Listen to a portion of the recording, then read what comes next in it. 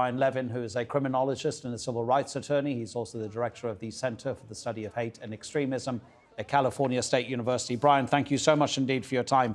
There's a very fine line between political rhetoric and hate speech, but where does this fall? Great question. And here's the thing. AfD has been a far-right party for some time. And as you've so accurately indicated, they've been virulently xenophobic, anti-Muslim, and anti-press.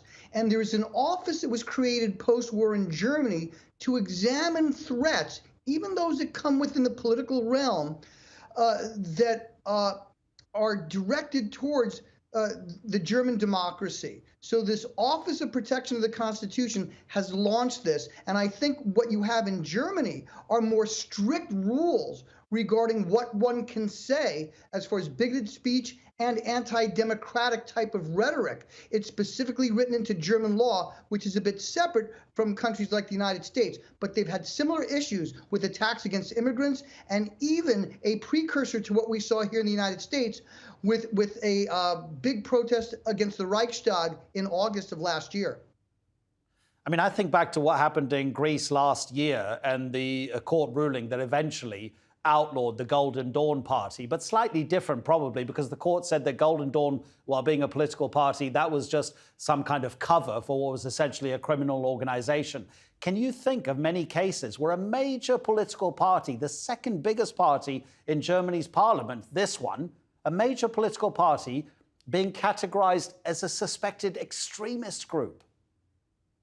No, and this is an excellent point you make. This is certainly the first time since World War II that's happened in Germany. Although, as you said, we've seen this with respect to Greece, as well as a much lesser entity, but still a threat.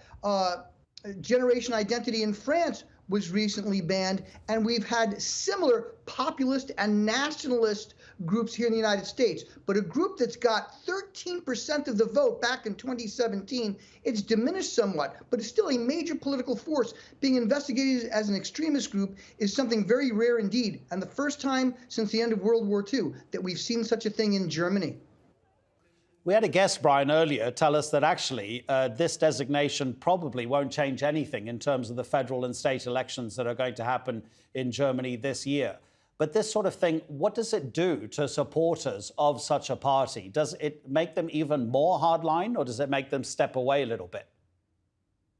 I think it makes them more hardline, at least for now. We'll see. Maybe there'll be a splintering. Look, one of the things that we know is failure does not breed a lot of fans. So their support has diminished to around 10%. But you make an excellent point. Just recently, they had a faction that was very extreme, and it supposedly disbanded. But nevertheless, 50% of that party expressed support for the most extreme part of the party that was disbanded because of the threat that it had been said to pose to Germany. So even within this party, support for the more extremist fringe is still, as you point out, quite substantial.